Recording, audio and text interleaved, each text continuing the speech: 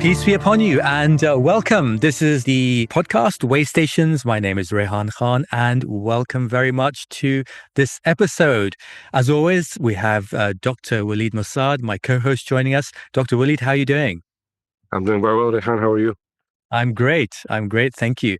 And today we have a really special guest who I'm going to introduce to our audience just now. And we're joined today by Dr. Muhammed Mekki, who is an entrepreneur, but he's also an academic. And he's a founding partner of AstroLabs, which is a corporate services company that's help about 2,000 ventures set up in the region in terms of UAE and Saudi Arabia.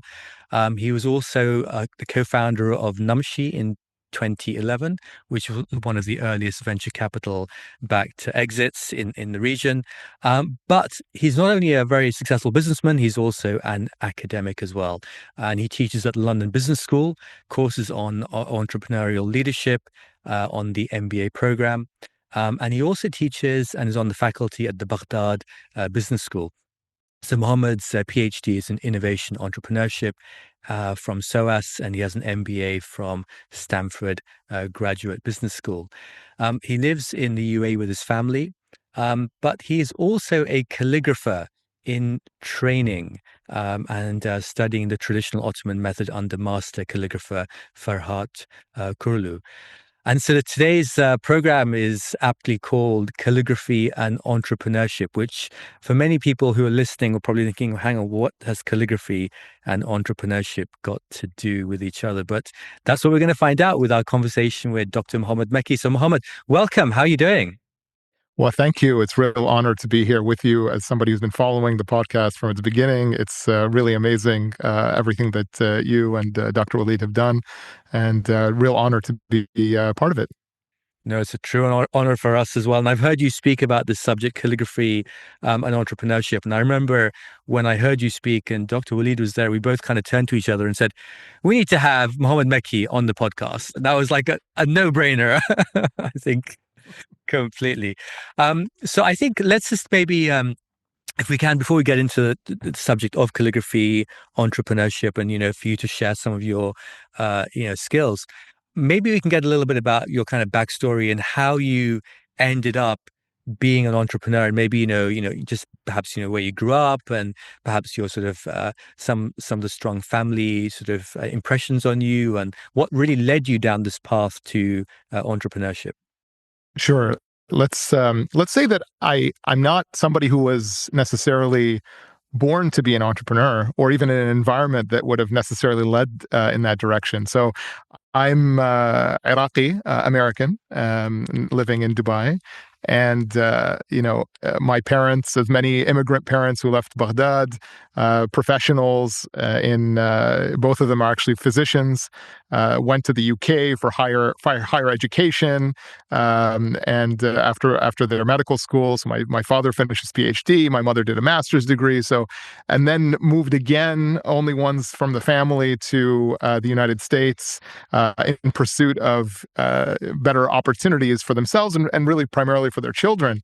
And so, their eldest child, myself, had an amazing opportunity, went to some really great schools, and I was in the heart of Silicon Valley. I had just finished up my MBA, and I decided to leave all of that and go back to where where it all began, where they left, in order to sell shoes online. So it was a little bit unsettling to my parents and to a lot of the family, saying, what are you doing? In that, the journey was not necessarily something that I had pre-planned. I think the one common thread as I reflect back, is I like to solve problems and challenges. And I think that's what led me early on, right after undergrad, I started working as a consultant.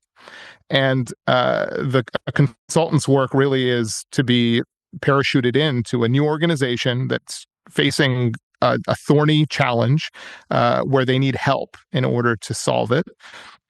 And there was a certain rush in that, going in and trying to do one's best to get steeped into an entirely new industry, sometimes a new geography, and a new domain, and try to add value. But I always felt that consulting world was a bit too theoretical and removed from practicality. And so I stumbled upon becoming an entrepreneur. I was actually a consultant in Dubai, and I was reached out to in the early days before really there was a bit, an entrepreneurial scene in the region, by an investor who was open to investing in an e-commerce company in the region, and trying to start something, and was quite risk taking. And I thought to myself, you know what? If it's not now, then when? And even though e-commerce wasn't my deep passion, I decided to just go for it and say, you know what? What's the worst thing that can happen? Let me just try. One of the hardest things at the time was actually the capital, being able to raise money. So there was money on the table, there was an opportunity, and I just went for it. And that was kind of the starting point for something that then evolved into a couple different ventures and a lot of different learning. But really, the starting point was almost accidental in a way, and one of just a leap of faith to try something new.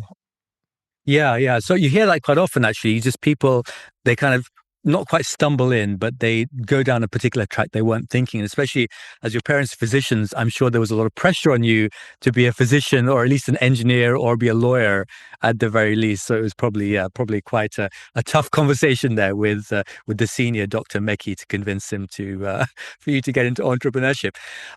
Now, I want to just fast forward a little bit.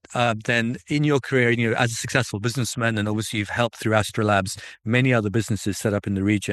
And then some of the other stuff that you do around the academic and teaching. But you also came to a point in your life, which was a couple of years ago, where you decided to train as a calligrapher. What led you to that? 'Cause that's a major change. And what reflection in everything you were doing before, how comes you came to that point? You thought, hang on a second, I want to go through this door. What was that moment? Or was there a moment, or did that just something happen? Say someone come to you and say, hey, why didn't you become a calligrapher as well? As with a lot of these things, they develop over time. And I was reflecting a lot on that, as it seemed at the time when I first began formally with my teacher, Farhad Kurlu, about 3 years ago in Istanbul. It seemed like that was the beginning, but actually, when we rewind the clock and think about what are all the seeds and where the beginnings were, perhaps the earliest memory I have of really being enamored by calligraphy in a way of the actual art form and the craft was when I was an undergrad. A famous calligrapher named Haji Noordin, so Chinese calligrapher who was one of the first actually to train in the first in the Egyptian school, and then the first one to get a formal license in calligraphy from the Ottoman school in Istanbul. He came to our university in order to give a demonstration on Arabic calligraphy in the Chinese style. And it was his first trip to the United States. This is over 20 years ago. And the problem was he only spoke Chinese and Arabic. And so the organization that was organizing this session reached out and said, would you translate? And so I said, you know what? Why not? And I think that's one of the other themes is, you get some of these opportunities in life just knock on the door that you would never expect. And I've been more and more open to just being like, yeah, sure, let's do it. Let's see what happens. So I knew that I was generally interested in calligraphy, but that session really sparked my interest at a deeper level when I was translating for him from Arabic into English, and we built a connection that I kept up actually over many, many years. And I bought bought one of my first calligraphy pieces. It's actually still in my parents' house. It was a gift for my parents, and I have one here in Dubai as well from that very first interaction. And then over many years, I was a consumer of the art form, loved it. I tried at some point to, I bought some reed pens and some ink, and I did some it was very frustrating and difficult to even get the ink to land on the paper correctly to make anything that looks like a letter. So very humbling. But I kept at it, and I even tried teaching my kids a little bit here and there. So we would have these sessions, even though I really knew nothing. But I thought, you know what? Let's just all try together. And at one point, my wife, Noor, she signed me up for a calligraphy workshop here in Dubai, and so she was like, you should try this. You should get into it. I think you're going to be into this. And I went to that, and I did it. And all these were almost like they were beginnings, but they were almost false starts, right? They were kind of like none of them really hooked on, and it just in reflecting back, it just wasn't the right time, I think. And then the real shift happened, I would say, as I was wrapping up my PhD. I was on one of my final trips for that program to the UK. And I always check in with what was then called the Prince's School of Traditional Arts, now the King's Foundation, in London, to see what's happening. So it's amazing programming that they have around traditional arts and calligraphy and illumination, all sorts of things. And so I just checked in, and lo and behold, there was a workshop happening while I was supposed to be in town on Arabic calligraphy in the form that I was interested, thuluth, which is a type of script, taught by somebody who had learned from the premier master, right, in Istanbul, Sheikh Hassan Shalabi, who has since passed away. May God have mercy on his soul. And I was like, this has to be a sign. I'm going to sign up for it. So I went ahead, and it was a 5-day workshop. I knew I could only be there for one and a bit of days, right? So I bought the ticket anyway. I went in. I was like, let me just meet her. So Gulnaz Mahbub, such a beautiful soul, somebody who's really, she moved her life to Istanbul to learn under the masters, and was one of the early people to get a license in traditional calligraphy, teaches. And I had an opportunity to be with somebody who was connected in a chain, and that got me hooked. And so that was, I would say, the beginnings of it. And I then asked her, how can I continue this? Because I'm not here, I'm in Dubai. Who do you suggest I work with?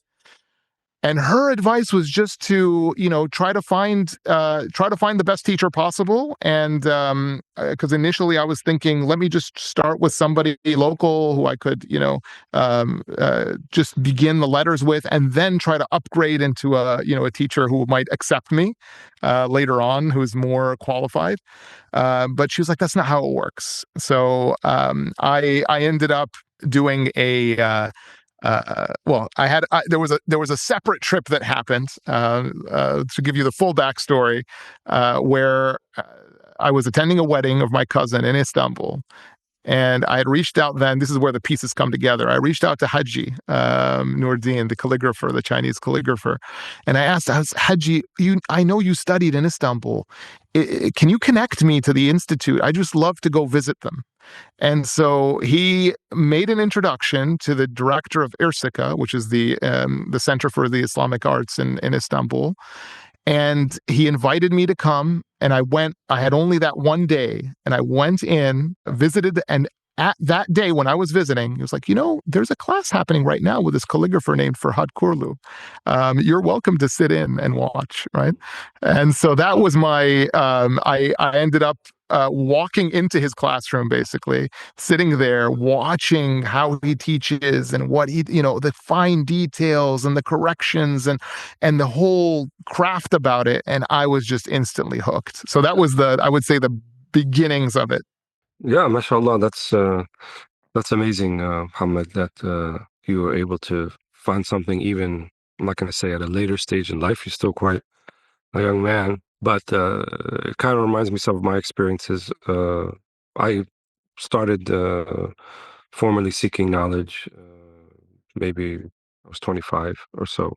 So after I had done actually what everybody kind of the standard route of college, a 4-year degree in engineering, and I actually worked on Wall Street for a little bit, for a couple of years. But I always was curious more about Arabic language in general, and books written in Arabic, and the whole tradition and the chain of transmission, and trying to be part of that. And I felt that the route I was on wasn't quite achieving that, and so it all kind of happened also by one connection from one connection to another. And I back then I was friends with. Or my family was friends with the very famous Quran reciter Muhammad Jibril from Egypt. So I wanted to start off with the Quran. So he introduced me to this institute in Egypt that I started with, and that was kind of the trial by fire. I mean, that was because I didn't have the makharij right, I didn't have anything right, and growing up in America, and so I had to endure. I had to have a thick skin, let's say, back then, to get through all of that, especially with fellow other Egyptian students who spoke Arabic more fluent than I did, obviously, and had the makharij and the points of articulation and so forth. And here we are over 25 years later, and I'm still a student of that, I think, specifically of Tajweed. And we have a common link also with Sheikh Bakri Tarabishi that we've talked about before, who was my master in Tajweed that I read with, and I know that you had a connection with his grandchildren, I think.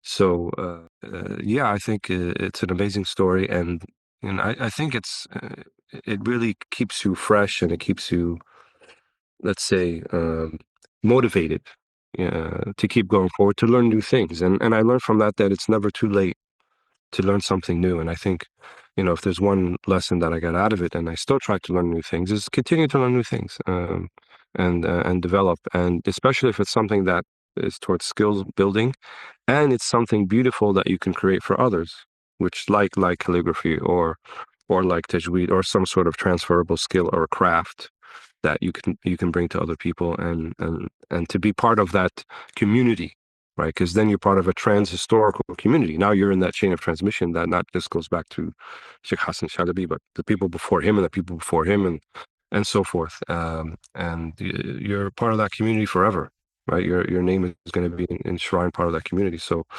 that's I think that's really what makes us very human, right? And in a society and a culture that always emphasizes the innovative and the new and the actual break from tradition, right? As something being bold and courageous. But I think it's also bold and courageous to be part of that tradition. I would say, Wallahu a'lam. I don't know, Rayhan, what do you think about all this? I think what's really interesting about Muhammad's story is he was always knocking at the door. He was always trying. He was always trying something, and opportunities availed themselves. And I think in life, that's also, you see that with people who keep trying. The thing maybe they're trying to do doesn't happen, but something else happens. And I know certainly from my own experience, when I was in my 20s and my 30s, I was always trying to pursue very much like an executive role, and kind of eventually ended up becoming the COO for a company. But I realized that the more senior I got in an executive function, the less I could control my diary.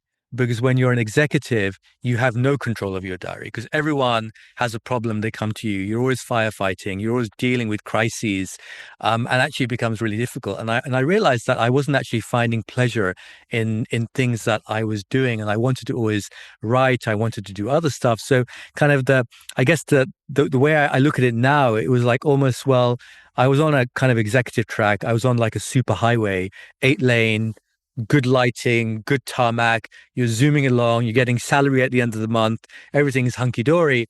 But then I thought, well, actually, no, I need to try something else. So I almost like started going down a little side alley, or creating a side track to the superhighway, where I would then start practicing my writing. And initially, I wasn't writing novels; I was writing articles, and then I was writing screenplays for films, and then I started writing novels.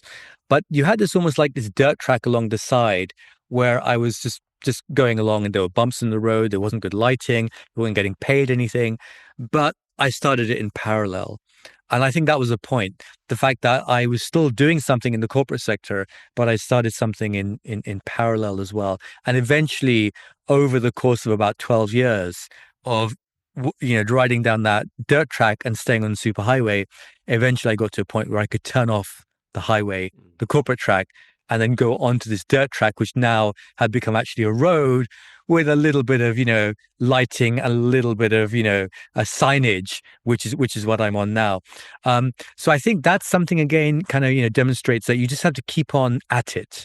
You have to keep on at it. And eventually, hopefully something will present itself. And then you have to have the courage to make that choice. Yeah.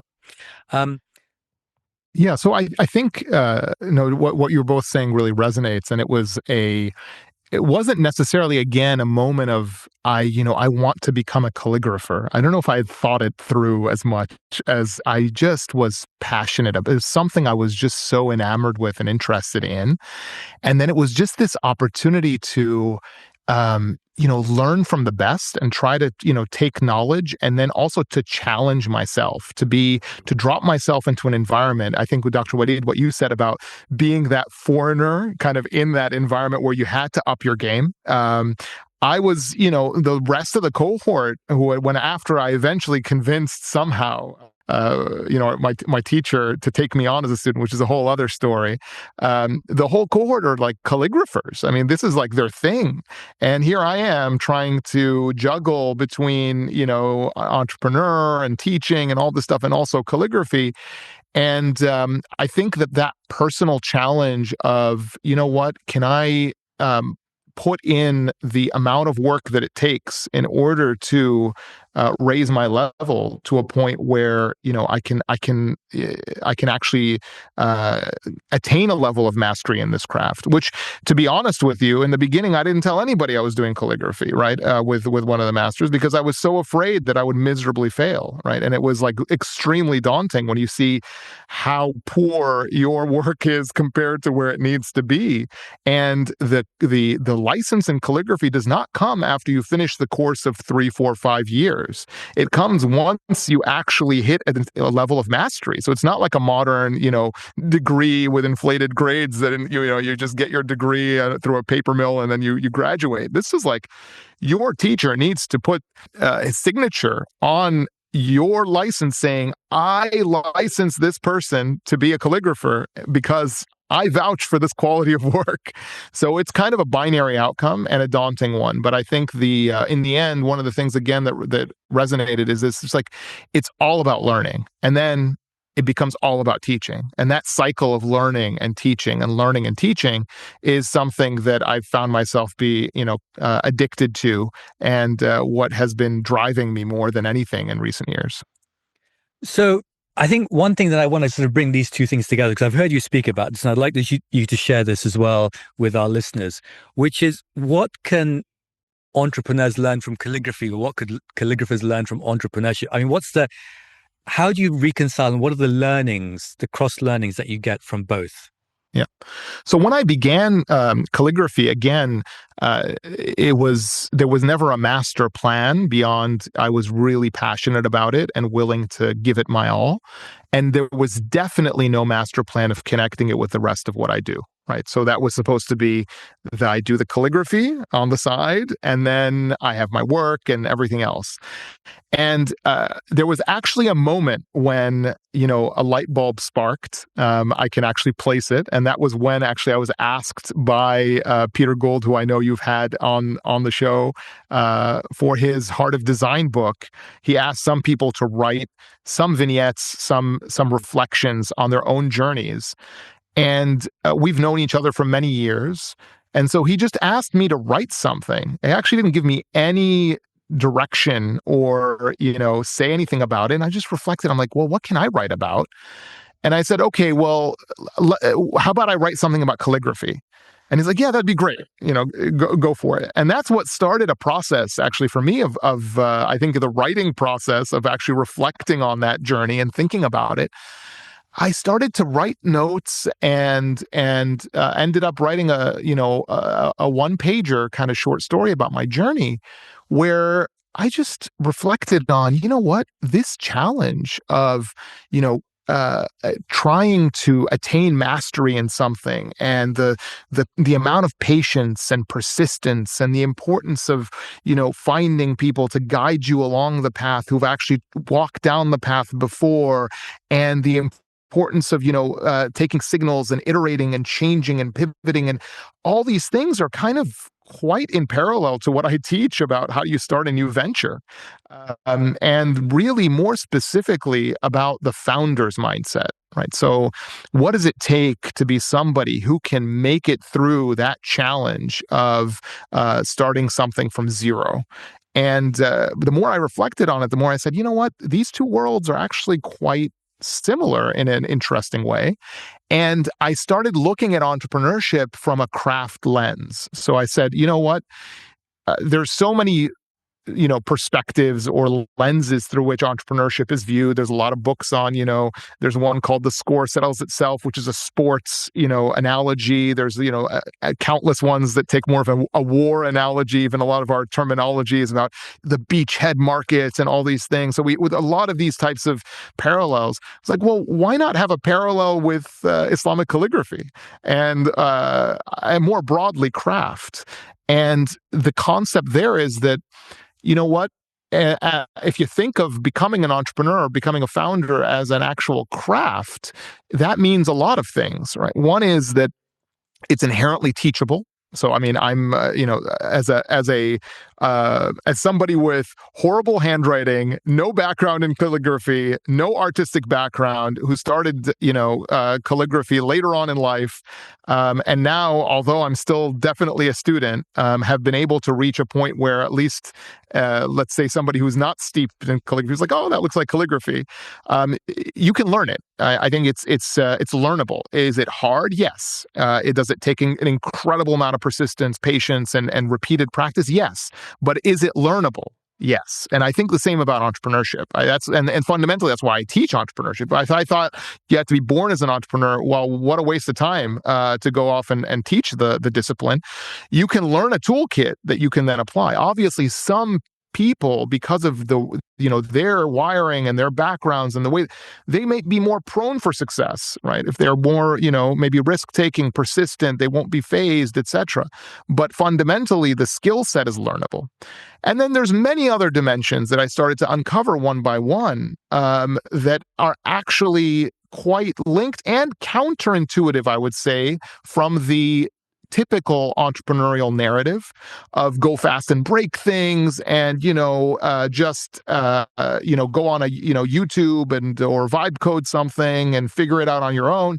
I think the, you know, the fundamental importance of a mentor, of somebody who's actually walked the path, and you're learning from people versus learning from, you know, just books and videos and AI, I think is one of the important parallels. And as well as, you know, I kind of came up with maybe a dozen of them, where the deeper I went, the more I was like, you know what, this thing that happened to me while I was training for being a calligrapher is actually like, you know, this experience that I've had when I was building an e-commerce company. And that was kind of the starting point for this whole discussion around entrepreneurship and calligraphy. Can you give us some examples of that? Like, yes. Yeah, sure. So, some of the most important areas that I reflected on. Sometimes, you know, it's quite daunting in the beginning. You know, how do you start even, right? And I think the lessons from any craft, and you know, calligraphy being a prime example, I spent so much time working on like the individual letters. Literally, like I spent like a year working on my like alif, ba, ta, and connecting them to one other letter, one full year. And in fact, at one point, you know, I was sitting with my youngest, Suleiman, who's like, you know, he was like 5 or 4 at the time or something. And, you know, he's working on his like ellipses. He's like writing like little straight lines, and I'm sitting there working and trying to dip my reed pen into the ink and trying to make the thing look like an elif. And you're like, the more you learn about the elif, it's like there's so much in that. It's like a human standing up. There's a curvature of like the back, and it stands up straight, but it has a head, which is the at the very top, and then the proportionality and the way it waves to the right and then to the left and comes back down exactly in the center, and it has a slight tilt, but it looks straight. I mean, there's so much going on in the elif, right? That if you're just privy to some of those dimensions, you're like, oh, I can never do an elif, right? And so you just keep at it. And so there's Suleiman doing his elifs, and there I am doing my elifs. And at one point, my teacher was like, who is better? He was actually making fun of me. Maybe we'll take him on as a student. So you got to start somewhere, and starting small is one of the important parallels. And I think similarly in the entrepreneurial realm, you want to go off and build like a company that is going to change the world, or at least make some small dent. It's incredibly daunting in the beginning, and you need to keep your head down and focus on, okay, what do I need to do to get this started? I cannot get lost in the entire forest. I need to pick something, execute, build. And that persistence and constant, ritual about it. As I've heard you speak about this is not something that you just wake up, come up with an amazing idea, and boom, you've created this, incredible company out of nothing. No, all the stories that these are stories of persistence and over a long period of time.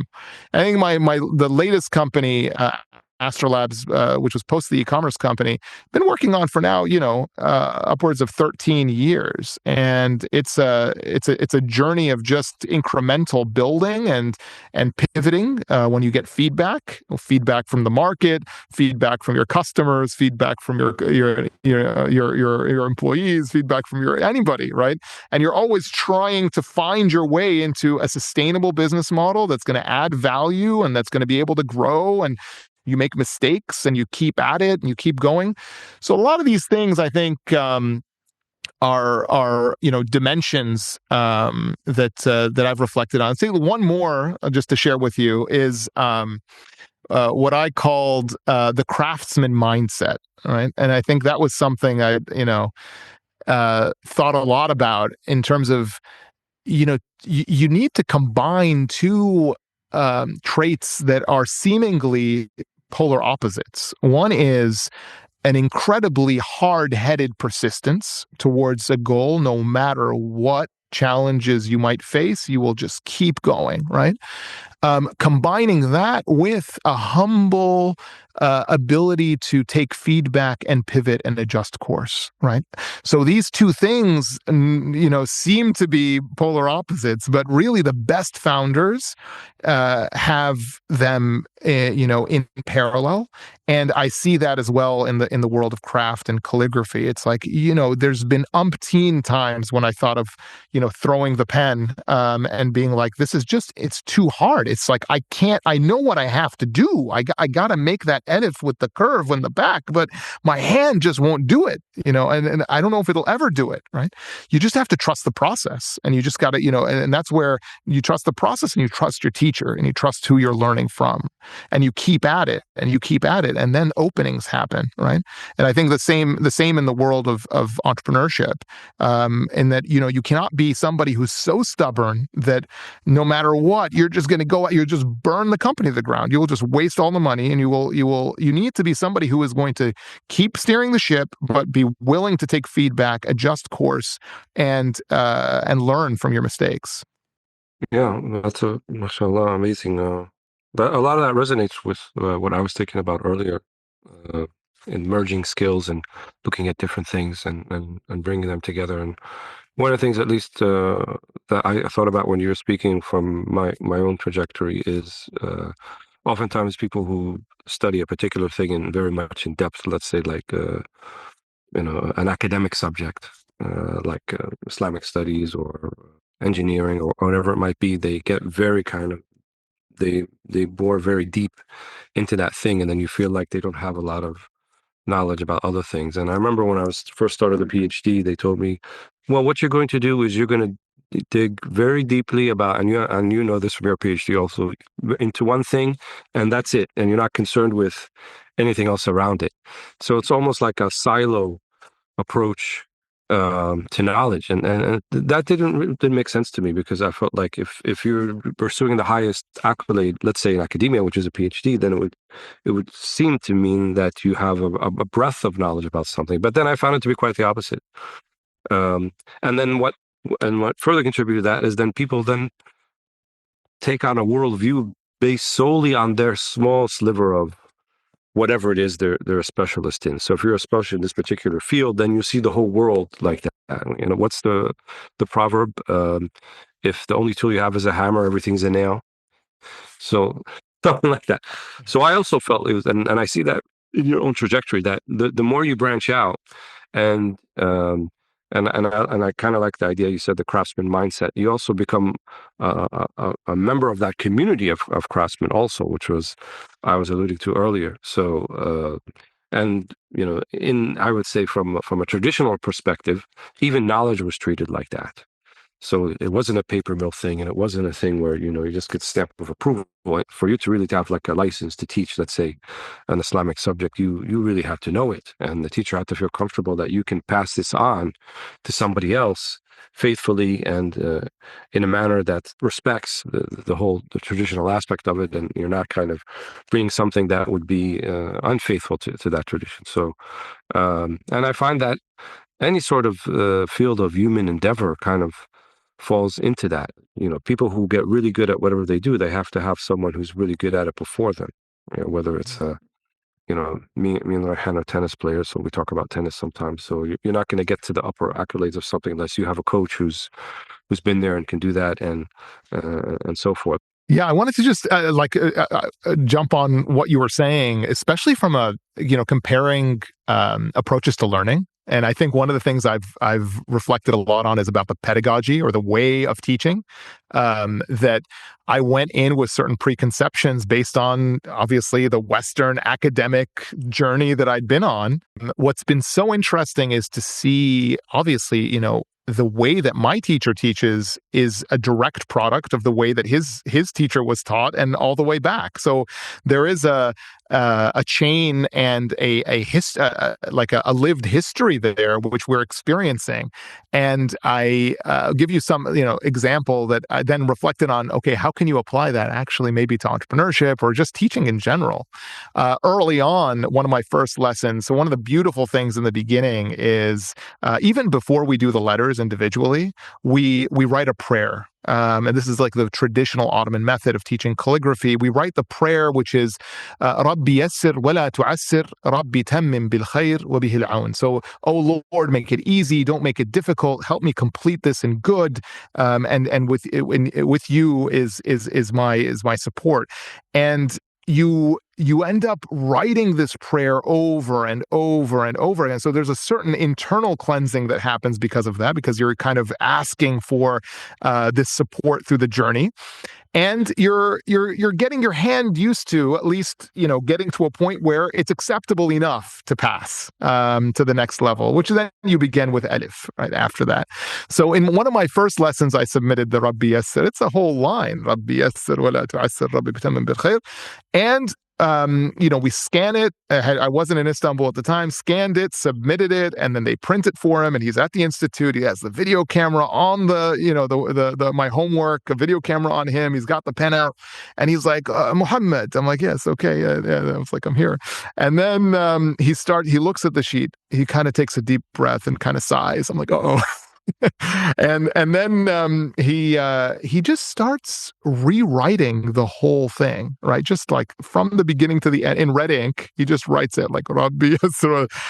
And I was like, okay, after he finished that, he was gonna like move on. And I was like, this is when I like chimed in. I was like, okay, so like, where should I focus? I was kind of trying to get his the pointers on like where I was wrong and what I need to work on. He's like, Muhammad, if we're gonna like go through all your mistakes, we'll spend the whole class on your lesson. Just write it how I wrote it, right? And so And so simply, he just kind of was like, just go back and try again. This is not good enough, right?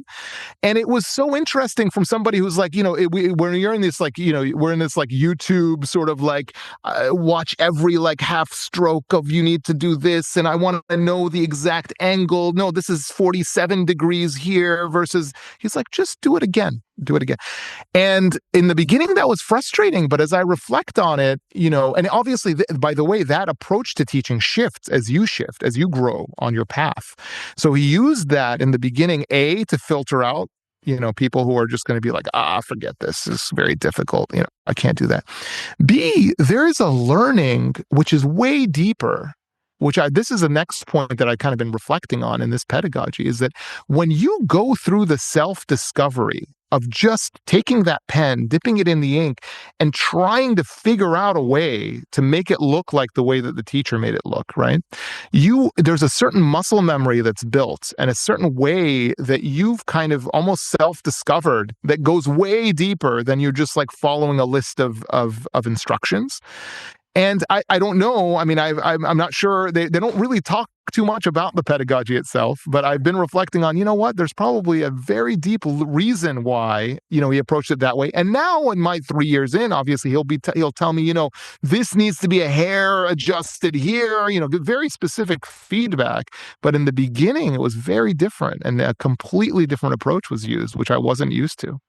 Yeah, I guess there's a couple of things certainly come to mind. There's a lot covered there. One was around this topic of specialization of knowledge, right? We kind of, the modern world likes to subdivide knowledge and create, as Dr. Walid said, also these silos of knowledge. And I think that really does lead to kind of a narrowness of outlook. So you're not unifying knowledge domains because, what we've just learned from you is that you've got these two different knowledge domains of calligraphy and entrepreneurship, yet you've been able to unify them. You've been able to synthesize knowledge across the two rather than having them as kind of subdivisions and specializations. And so, we might study physics, but we don't study metaphysics, for example, right? So there's a kind of a specialization.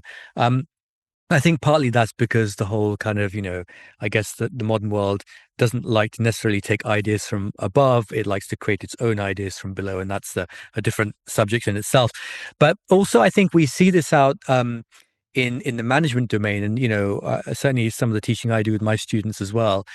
When I say, look, management is an art, it's a craft, and it's a science, right? Now, today, a lot of modern leaders and executives focus on the science, i.e. they focus on the KPIs, they focus on the numbers, they manage by numbers, they manage by dashboards. So they're looking at the science of management, okay, and how are we doing, blah, blah, blah. What they're not doing so much of is the art of management. So the art of management then is really your ability as a leader to provide a vision, to provide a direction, to provide an inspiration, to show people, okay, we're going on this is the journey we're taking, and to be able to articulate that. So that's kind of the art of management, which is different from the science. And then you've got the craft of management, and what you were talking about, the craft of calligraphy. And the craft of management is the manager and the leader as a doer, because your people need to see you doing stuff as well, right? Now, of course, if you're the more senior you are, you're going to do less actual work, but still a certain part of your day needs to be spent doing work. Actually, your people need to see you doing work. I think a lot of, when I go into corporations now, what I often see is I see this skewing. It's like a three-legged stool. And, you've got executives and leaders focused on the science of management, showing me the numbers, performance review, but they're not doing the art and they're not doing the craft of management. And again, that's something I think, when you have a mindset like yours, where you're doing a craft outside your entrepreneurial work, you bring that kind of balance into play as well. So I think that's something certainly based on what you were just saying, I was just reflecting on there. Yeah, I want to say something about the pedagogy aspect that Dr. Muhammad just talked about. And one of the things that I've done the past several years is I started teaching classical Arabic texts. In they're in Arabic, but then we explain in English. And your wife was one of the students in that program. And one of the challenges that I faced early on, even though I would say the students had enough of an Arabic background to get it, to understand what was being said, but I felt that they were trying to get to the bottom of everything immediately. They wanted to know, okay, I don't understand that one part. So can you just explain that further? And my students know the worst thing they could say to me is, can you elaborate? Can you explain that more? Can you talk about this a little bit more? So that was a constant refrain I was hearing often. And what I wanted to try to get through to them, and I hope I was a little bit successful, is I don't expect you to understand it on the first try or the second or the third or the fourth. Much like when you build a skill in something, and obviously this resonates with calligraphy, you're not going to get the edif or the bat or the curvature of the gene unless you keep doing it a lot. And so I'm not going to point out every single time and every single question that you have about that thing. You have to read it a lot. You have to read it before we come to class. You have to read it after we come to class. You have to read it. I would say literally you would have to read that same text to really be a sentence or paragraph to be a master at it a number of times, maybe up to 10, 11, 12, 20. And then when you're studying it, you read it a lot. And then when you're teaching it, you're actually rereading it. And that's, I think, what Rehan was saying, that the modern world doesn't really get that. It's kind of wants to read something, take it in and move on. And then, to the next thing. And then sees this type of study or this pedagogy as monotonous and maybe boring. And in my PhD, this is actually one of the things I was trying to take on, because, the Western academic world very much sees that as a boring and rote memorization. And this is a constant critique that we always hear. But when you get to a level of mastery of something, it's at that point then that you can innovate.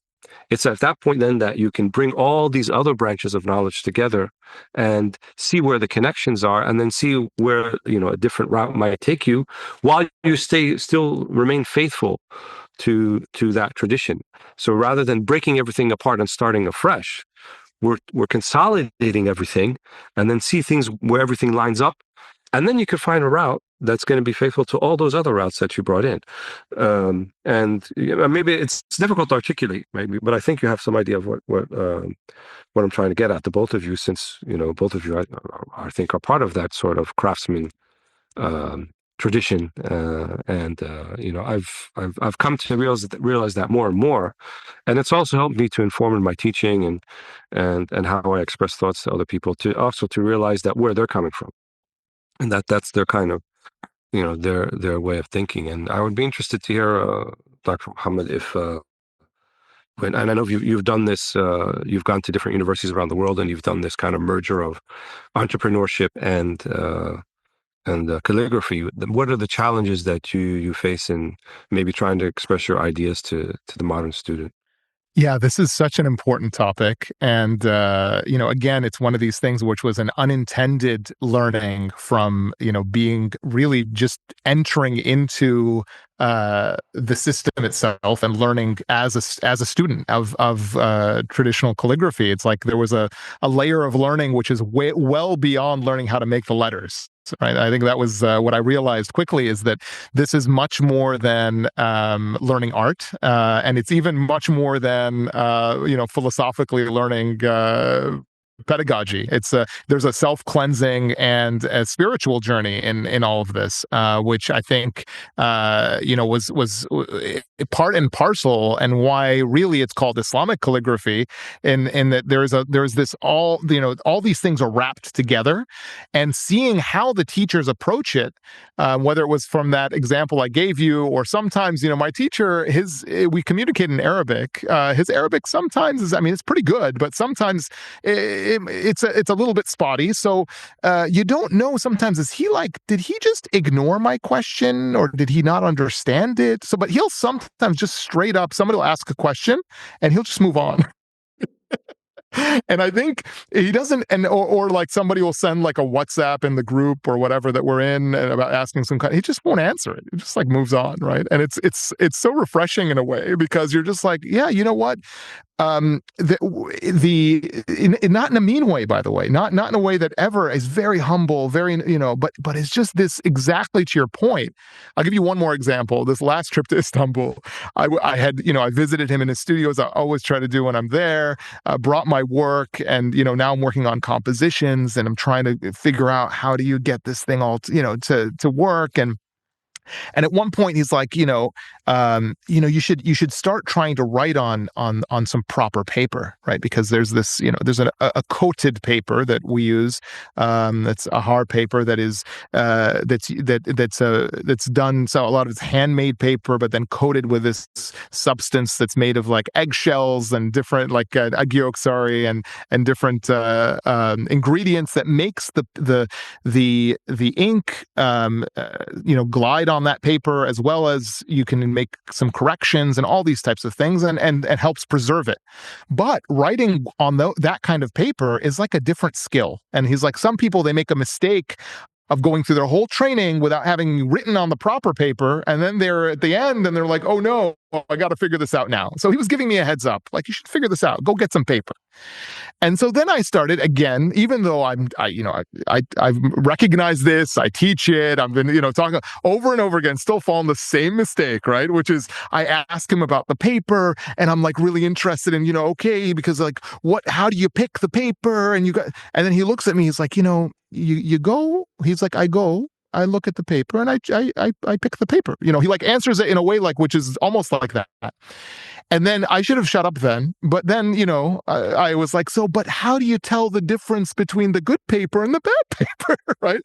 And then he's like, Muhammad, it seems like you're trying to become a calligrapher like all in one day. You just go pick some paper and just work on it, And it was like a very, it was that moment where you're just like, yeah, you're going to figure it out. You just got to trust the process. Go buy some paper, do your best, try it, work at it. You're going to see what works for you, what doesn't. You're going to be able to build that sense. And then later on, we'll talk about like the fine differences between the Indonesian and the Japanese paper types, and the thicknesses and the coatings and the mass paper making masters, everything in its due course, basically. Everything that you're not going to take it all on at once, and it's by design that way. And I think that's also it's a beauty of the method, in that even though it is overwhelming in a lot of ways, and you see that how much of a mountain I need to climb in order to get to the end goal, but the teacher's job is to drip feed you, basically, and only give you what you can take. Yeah, exactly. That's exactly what it is. We want to know everything all at once and give me the whole course curriculum. I'm going to look it over and I'm going to find out where the shortcuts are, and I'm going to find, rather than knowing to trust the process and trust that the teacher actually, they know where they're taking you. So they're more than a teacher. They're like your guide, and you're making your way through the mountain or the mountain pass, and you don't know where it ends, and you're not sure where it ends and how far, but he knows. So I think there's a lot of trust that has to be built up into that particular relationship, that pedagogy. And nowadays, and Rehan and I've talked about this before, like the modern teacher is not even called a teacher anymore. They're called a convener or facilitator, right?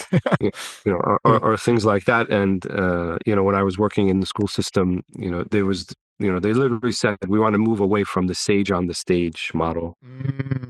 Which means that this person is teaching you actively, rather they're convening, they're facilitating, you're teaching yourself, and that sort of thing. And I think there is an element of validity to that, in the sense you have to experience things yourself. But if you don't have the proper base from which to build upon, how are you gonna go about and teaching yourself, and how are you gonna go about to? And if you're not part of that tradition, one of my favorite quotes that I always say to my teachers, that was a very famous Muslim sage, for that matter, Ahmed. He said, "Qif haythu waqafu thumma sir." Stand where they stood, then move on. So, you need, like Isaac Newton, very similar quote, right? I stand on the shoulders of giants, or at least attribute to him, that you got to be where they were at. Don't reinvent the wheel, but take where they stood, and then you move on from there. So I'd love to build on that, because there's a whole discussion around traditional Islamic calligraphy, right? In that we're just basically copying art form. I mean, really, I get to a point where I get the license. How do I know how do I get to a point where I'm worthy of a license in calligraphy? Is when I can mimic my teacher. right? So I like to as close as possible imitate in the exact proportionality and all the letters and the finest of details that you can imagine. That's when you get a license. What's interesting though is that that's really a starting point. I mean, to your point exactly, is that you get that license that says, okay, now you've been classically trained and you're ready, not to go off and necessarily change the proportionality of letters. We actually respect the tradition and the ways that, what has reached us.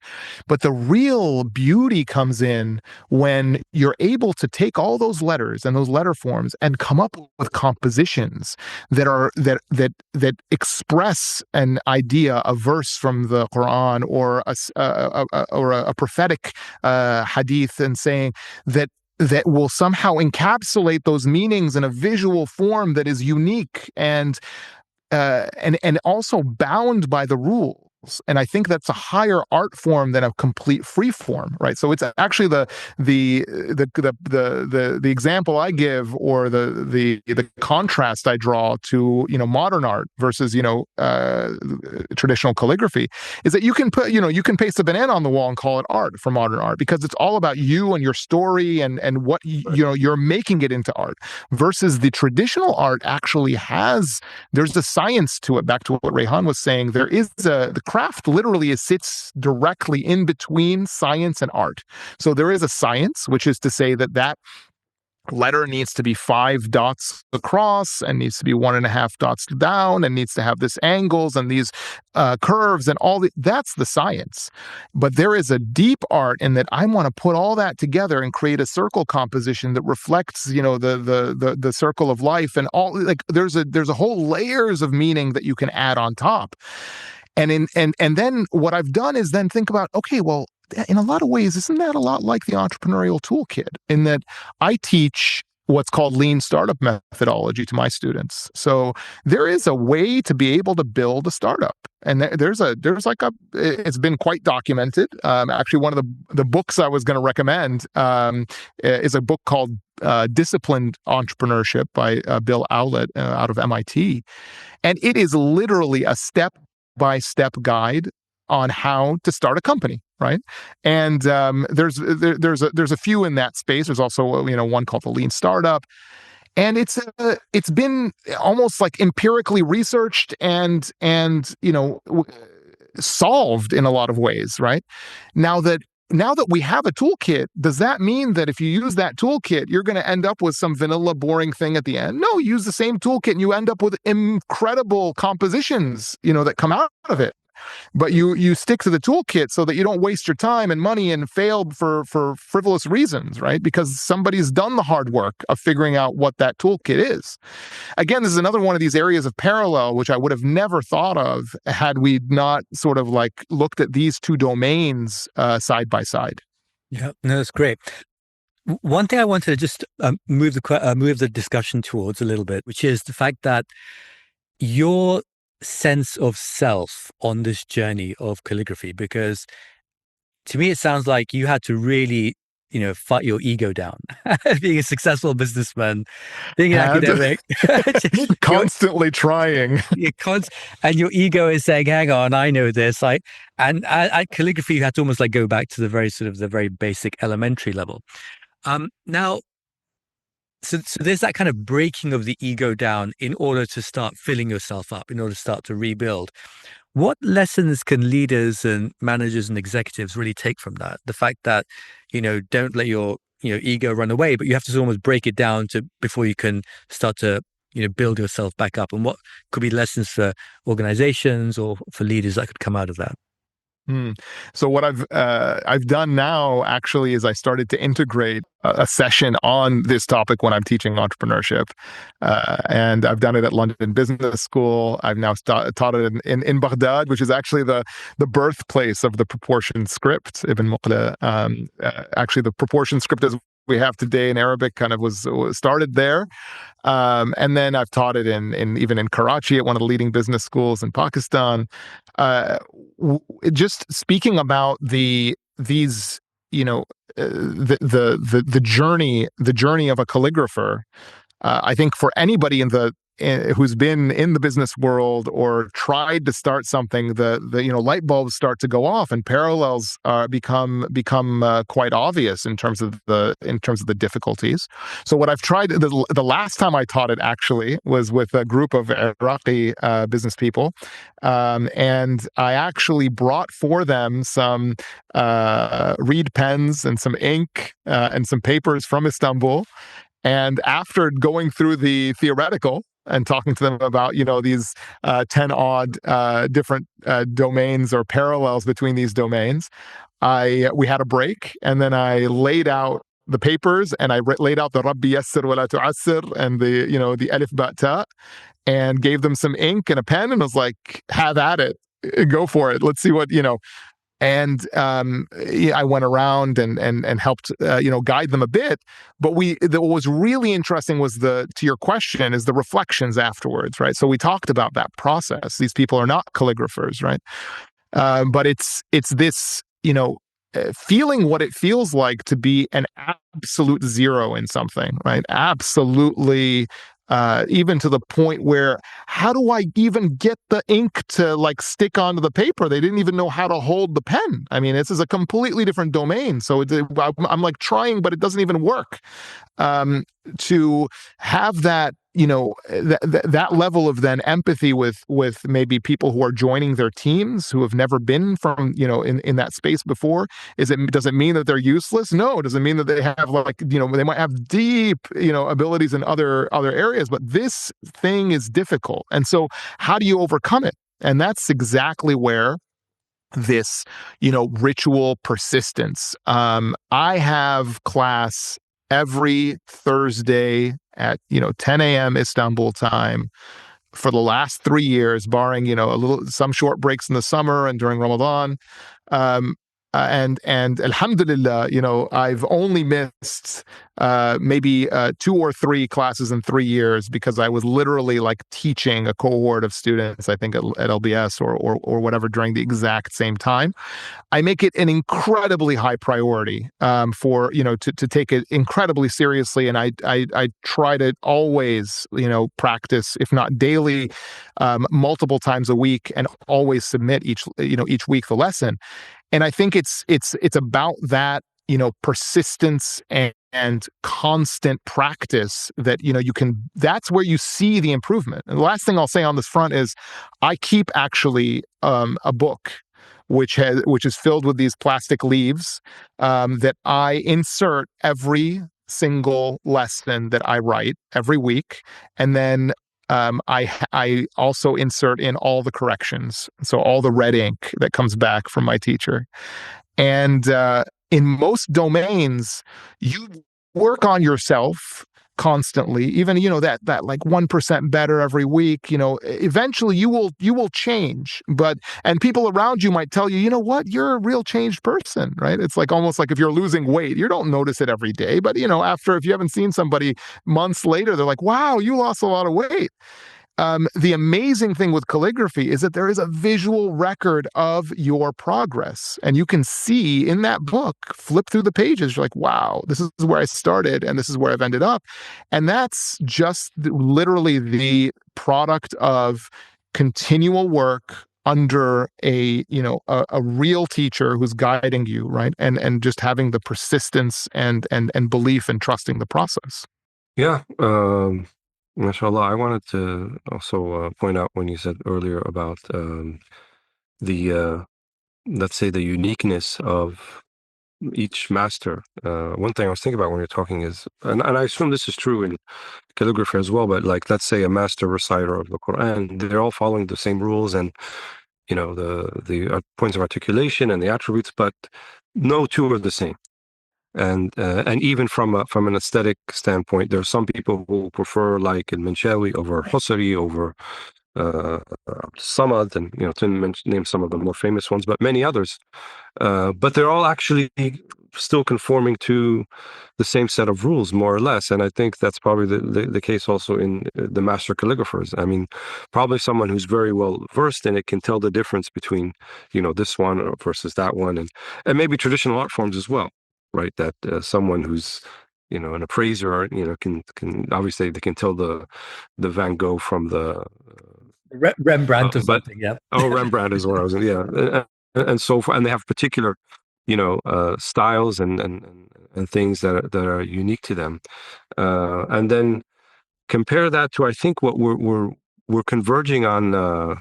Yeah, we had an AI session a couple back, but we seem to be converging on a level of uniformity, right? And I think I read maybe several years ago that the technology has made us more uniform in many ways than it has made us more unique. So first it started with the television, and we're all watching the same programs and the same thing, and that kind of shared experience. But then they thought with the internet, and the World Wide Web and Google searches and so forth, that we would, then people come into their own. But actually, we're reading the same Google answers, and it's converging around that. And now with AI, it seems to be converging around these two main companies, right? Anthropic or OpenAI, and we're seeing the same answers, and we're kind of converging to that uniformity also. So I think the importance of traditional craft cannot be overemphasized. That it allows us to, have still that level of humanity, and actually, even from an aesthetic point, to produce beautiful things. I don't think machines can produce beautiful things like, when you look at, you mentioned Istanbul, and you go to Sinan's, any one of his architectural marvels in Istanbul, and you're like, no one could do that today, right? Even if you told the AI to kind of follow the same way, and still, it's not going to be the same. And I've had a friend who said that, some of these carvings that they do in the mimbar and things like this, modern tools can't make that, can't actually do that. And even if you go back to the Pharaonic period and you look at, the inscriptions in some of these stone engraving, modern tools can't do that, in the same level of precision and beauty and aesthetic, and they won't be able to achieve that. So, and what was that except based upon maybe centuries, if not millennia, of cumulative knowledge, right? Where people perfected the craft, and then, like you said, then they can go on and not be unfaithful to it, but they bring about kind of new things that come about. And how did the khutut, how did the different calligraphic styles develop to begin with? I mean, the very, very early period, where there were no dots and there was no thuluth, and it was just a very simple Kufic sort of script in the early days. But then someone who mastered that must have kind of introduced something else, and then that became a tradition of itself, right? But at the same time, it remains faithful to the tradition before it. So tradition is not this ossified, dying thing that never changes, but it's kind of, a very fluid, moving thing that will move with you, but you have to be really deep into it. If you just scratch at the surface, then you lose all of that cumulative knowledge, and it's like you're starting anew, and you're starting from scratch, and you don't have what came before you to lean on. And we can see that, in people's approaches to how they learn about religion, how they learn about Islam, how they learn about many different things. When they reject that, or they don't put enough importance on what came before, then you see the things that they come up with seem very superficial, and completely not adequate for the needs of people today. You need that cumulative knowledge. You need all of that experience that came before, and then you'll find things that, the solutions will be more forthcoming, I think. Yeah, So, yeah. Yeah, and I think I just wanted to pick up on something about this topic around ego and sense of self that Muhammad was speaking about as well. And just to give a personal anecdote on that, which is, I remember, I mean, I have now 8 novels out. I have a 9th one coming later this year. But before these 9 books, I remember writing another sci-fi novel, and I don't ever mention that one to anyone. And I wrote it, and I thought, this is the next Dune, Frank Herbert. It's going to be big. Very interesting concept. As the concept was really, I hadn't seen it done before, so I thought it was an amazing concept, and it still is an amazing concept. So maybe I might write it again at some point. Anyway, I wrote it, and I sent it out to a kind of well-established editor.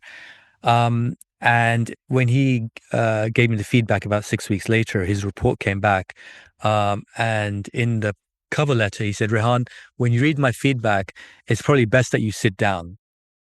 Yeah. And I was like, okay, that's a really odd thing to Ouch. say in a cover letter. And then I opened his feedback, and oh my goodness, he literally ripped apart everything I'd written. Like, whether it was setting, it was character, it was the plot, it was the point of view, and just redlined everything. And it was just so humbling. And I was like, initially, obviously, like most people, my reaction was, how dare he? Who does he think he is? Yeah. The fact that he's an editor to a lot of successful sci-fi writers, but who does he think he is? My book is blah, blah, blah. And then once I got over that initial kind of ego shock, I was like, no, he's got a point. He's got a point. And I remember going about and correcting everything. Like this entire thing he'd given, I went back into that novel and I corrected everything. I never published it because I thought this is not for publishing. This is for practice. Right? Amazing. It's just me and my practice. I don't need to show this to anyone. Why do I need to show it to someone? Yeah, that's why I never mention it because I've actually written 10 novels, but I don't mention that one because that was my practice. No, thank you so much for sharing that. And I think one of the things that, about this journey, I've been reflecting a lot on the red ink. And actually, it's all about in pursuit of the red ink. So we actually, in the business world, feedback is a gift, this type of thing, right? So we talk about the importance, but it's almost ritualized in a corporate setting. It's like, oh, I got to tell you something good and then something bad and then something good again. It's kind of a sandwich, which we talk about sometimes. But in this world where you're trying to attain mastery in something, you're trying to go all the way, and become a calligrapher, and in front of you is somebody who has that knowledge, so that they take the time, like in your case, the editor who actually wrote that letter versus just being like, forget about it, this is a hopeless cause.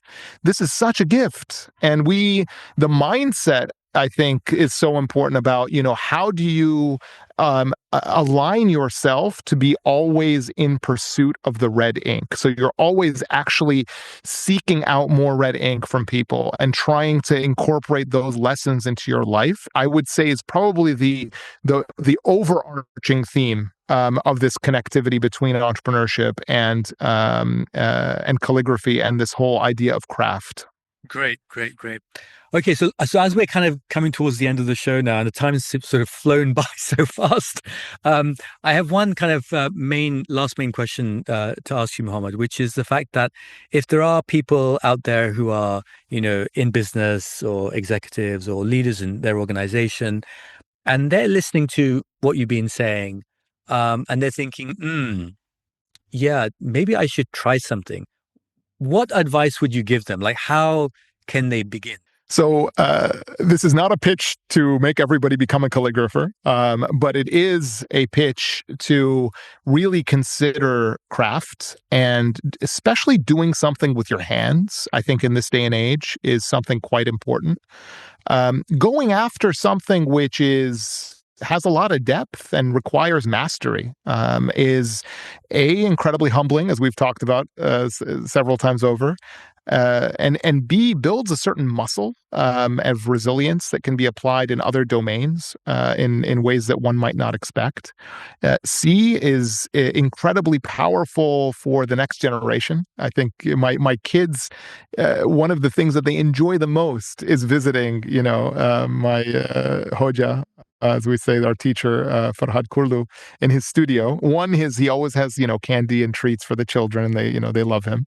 And two is their father takes his homework and puts it in front of the teacher, and they get to watch and see how it's all marked up in red, right? And so showing that you're always, you always have a teacher, and you're always on a path towards improvement in everything, in all domains, spiritual, work-wise, any kind of hobbies or things. You're always learning from someone, right? And then I think taking on seriously one of the amazing stories about our teacher's teacher, Sheikh Hassan, he would famously say that your payment is teaching 10 students. You have to teach 10 people. And he took on the craft, and at a time in when it was down to a handful of masters, they'd all kind of died off. And the amazing thing, there was much blessing in his time, and what he was able to accomplish in terms of spreading this knowledge.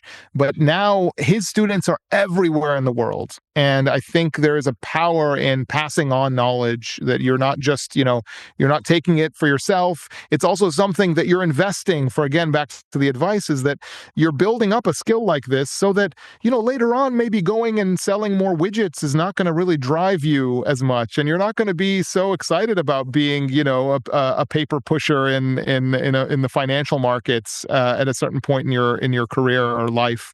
And having something where you can really share, that knowledge that can better people in this kind of way, it takes an investment, but investing in that earlier on, then you have the rest of your life to pass that knowledge forward. And I think that's a very fulfilling thing that can drive a lot of meaning later on in life as well. Great, great. MashaAllah, I think you covered everything in terms of lessons learned from the approach, from the pedagogy, from bringing different fields of knowledge in together, and perhaps what I alluded to earlier about the community aspect. And I found this also quite refreshing. I didn't talk about it much during this session, but I also started taking seriously horseback riding a couple of years ago, and started at zero, maybe less than zero, to be honest with you. And it is good for the ego, and it's humbling, because in other circles I'm seen as the teacher and this person who imparts knowledge and so forth. But here I'm, there are 12 and 11-year-olds who are, running circles around me in terms of their abilities. And I found that refreshing, because it kind of does relieve a little bit of the pressure, but at the same time, I am getting to be part of this other community, and it's not that I'm like a whole different person in that other place, but it gives you like a new avenue to kind of build upon something without having the expectations of all that is around you, of what you can provide for them, or what you can give to them, or how you approach them, and so forth. And many of the traditional Muslim scholars, they're all polyglots there, and polymaths in different languages and different skills, and they have their hands in a lot of different things. And I've always found that fascinating. And then being able to kind of move between these different spheres, and leverage the knowledge you have for one and put it in another. And that's kind of what makes someone unique. I mean, how many of the people in the world who are successful teachers, entrepreneurs, and calligraphers? You might be I got that market cornered. Yeah. I don't know. Might be a very small niche, as we say in the business world, but in terms of that specific niche, that's my domain. Yeah. Yeah. So and I think to myself, how many of the people who I don't know, play tennis and teach Islamic subjects and ride horses and endurance races. I might have a little bit of that market corner too. So it's kind of it's a little bit inflating for the ego, to be honest with you, if you think about it. Kind of defeats the purpose. But it's nice to, it's a great blessing, obviously, and nothing can happen without Allah subhanahu wa ta'ala facilitating that. But to be part of different communities, and bring yourself and your best self into each of those different spheres, I think it's a lovely aspect of life too. I think what I see, especially for people who work in large corporations, is that when you have these different aspects to your life, like you have calligraphy, you have horseback riding, you have writing, what it does, it helps organizations avoid groupthink, because this is a big problem in companies. Everyone starts thinking the same, and they all start making the same mistakes, and you all fall off the edge at the same time. Whereas when you actually have a craft or an art, you almost have a different prism to see through.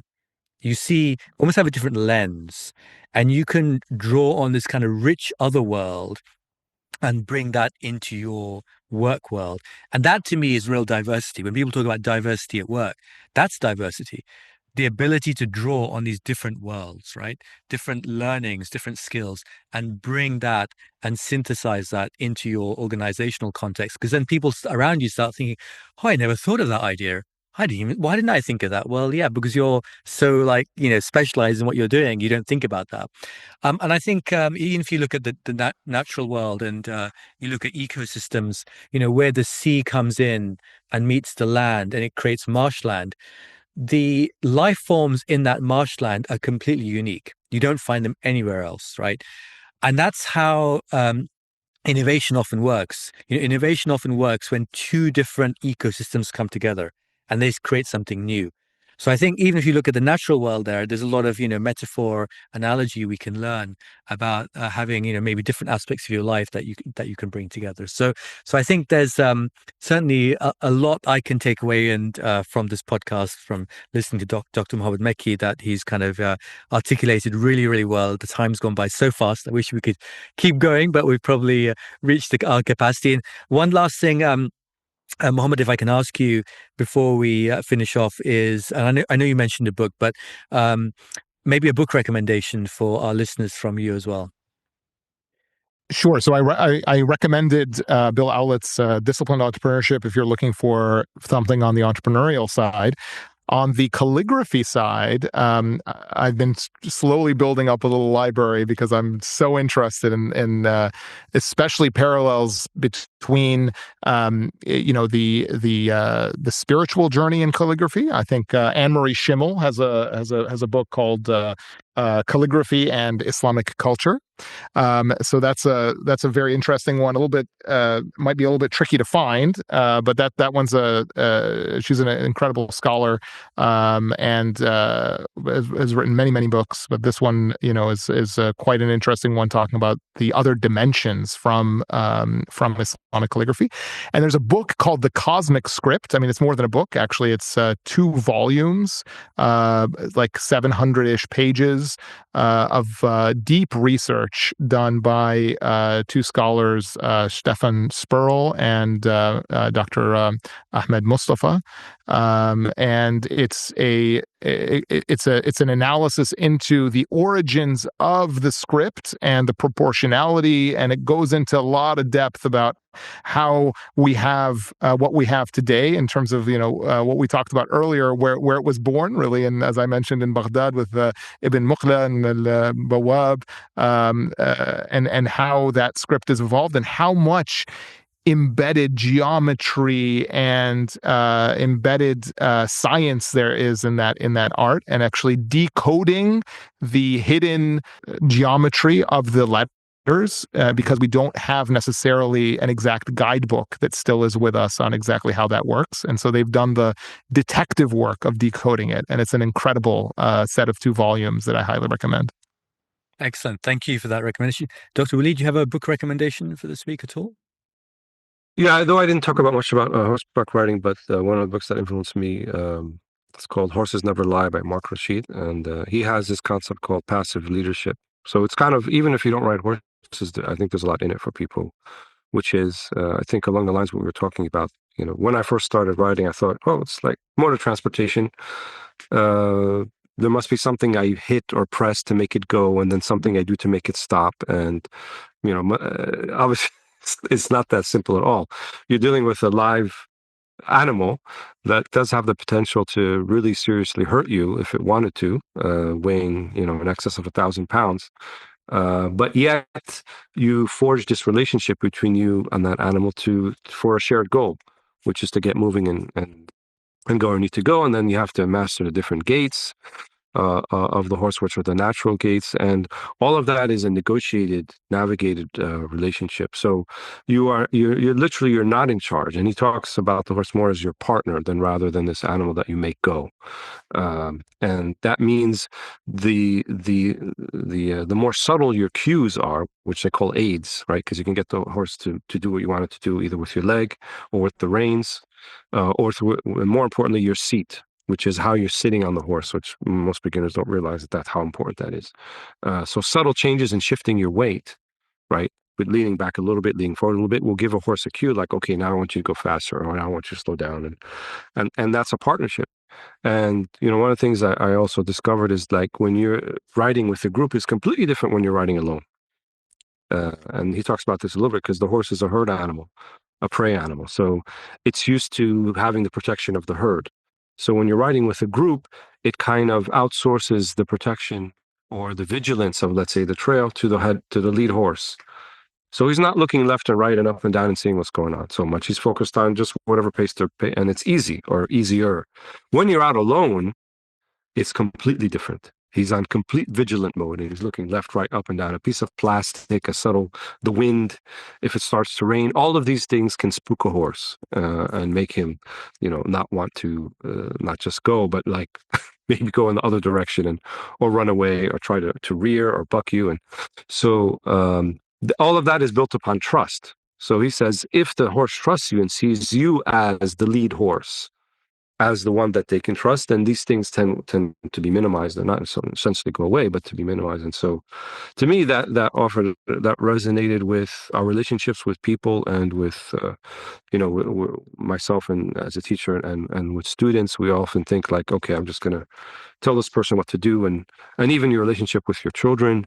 So this idea of it's still leadership, but it's like you get them to want to do what you want them to do, not that you force their hand, and you empower them essentially and let them make the decision, but you try to steer them in what you think to be is the best way and so forth. So yeah, so that's one of kind of examples. It's called Horses Never Lie. So it actually makes the point that there are no bad horses. There are no horses that act insufferably or stubborn. It's just the people who train them or the people who ride them make them that way. And that's pretty much, I think, the Islamic philosophy towards animals in general, that, animals are essentially, they don't commit sins, they don't make mistakes. When an animal hurts or attacks, let's say a human being, it's because it's something that human being precipitated and not necessarily the animal themselves did and so forth. But anyway, that's maybe a discussion for another day. Yeah, I think that definitely sounds like another program coming on that one, horses and leadership and various things. Great. One book recommendation for me, it's a short novella by Leo Tolstoy called How Much Land Does One Man Need? Leo Tolstoy, How Much Land Does One Man Need? And I think it's a good book for executives to read who are pursuing material goals all the time, like chasing the next target. It might just help you stop and reflect on life a little bit more. And then maybe you might pursue a craft like Muhammad has been recommending as well. So let me thank you again, Muhammad. Thank you so much for joining us today. It was a fantastic conversation. Really appreciate it. Thank you for having me. Thanks. Thank you, Ahmed. Thank you, Dr. Walid, as always. And thank you to all our listeners, and peace be upon you, and look forward to our next program. All the best.